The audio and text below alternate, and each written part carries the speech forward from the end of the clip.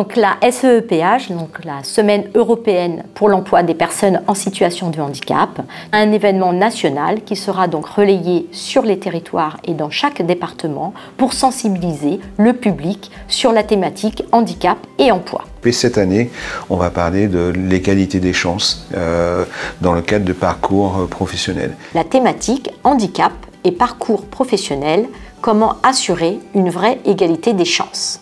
Alors pourquoi cette thématique a été retenue? C'est tout simplement parce que même si les résultats, l'emploi des personnes handicapées a beaucoup progressé en France ces 4 dernières années, on ne peut pas se satisfaire de ça parce que ce taux-là reste très largement supérieur au taux de la population globale. Suite au constat du défenseur des droits, le handicap est la première cause de discrimination dans l'emploi en France. C'est pourquoi nous avons diligenté une étude auprès de l'IFOP pour mesurer cette discrimination.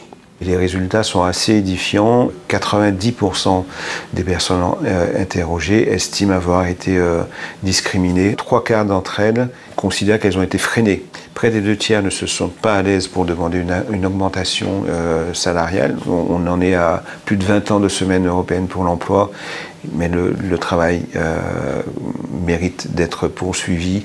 Nous avons souhaité nommer un ambassadeur sportif. Quelque part, on surfe sur la vague des Jeux paralympiques. Donc, il s'appelle Guillaume Mélenchon. Il est aujourd'hui président du rugby club fauteuil de Toulon et c'est un ancien joueur du RCT. Il se trouve que Guillaume est vraiment une figure, pour moi je dirais même un exemple.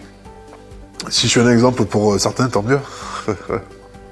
Et moi, ce que je peux vous dire, c'est que faut parler aux gens, faut pas se fermer, faut pas rester dans sa petite bulle en se disant j'ai rien à expliquer aux autres. Non, il faut parler. Et on a la chance aussi d'être dans un pays qui aide les gens, qui fait en sorte de faire au mieux pour que les gens en difficulté soient accompagnés. Le sport d'ailleurs est un facteur d'inclusion dans la société très important pour les personnes en situation de handicap. Le programme Rock'n'Roll vise à faire découvrir au grand public et à l'environnement du RCT la pratique du rugby fauteuil.